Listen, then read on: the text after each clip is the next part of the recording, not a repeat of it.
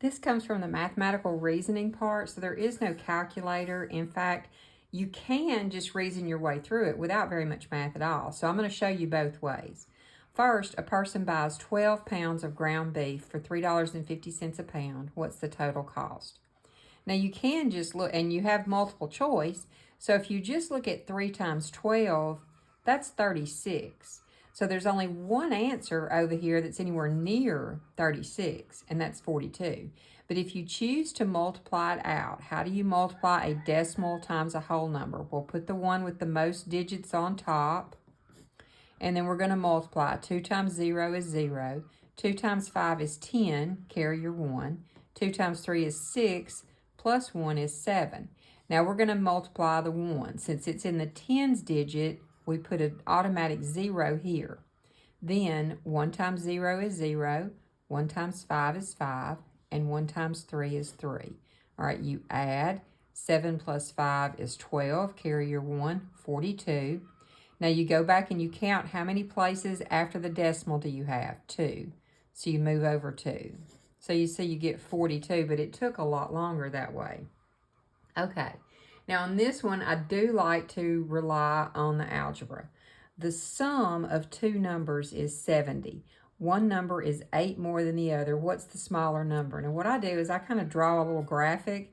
You've got two numbers here that when you add them up, you get 70. So let's just say the first number is x. Now the second number is 8 more. So what you have is x plus 8. Now you just have an equation. So if you simplify this, x plus x is 2x plus 8 is 70. Then you're just solving. Subtract 8 from each side. 2x is equal to 62. Divide both sides by 2, and x is equal to 31. And this gives you your smaller number. Now you have to watch, are they asking you for the smaller one or for the larger one? And you can check this. If this is the smaller number, what's your larger number? Well, 31 plus 8 is 39. Is 31 plus 39 equal to 70? Yes, so that checks.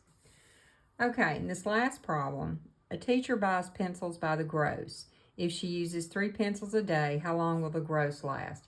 I think this is more a test of, do you know what the word gross means?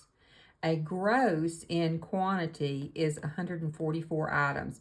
That's just a definition. That's something you need to know. A gross is 144 of whatever. All right, if she's using 3 a day, now we can do a little bit of quick division. 3 will go into 14 how many times? 4 times. 4 times 3 is 12.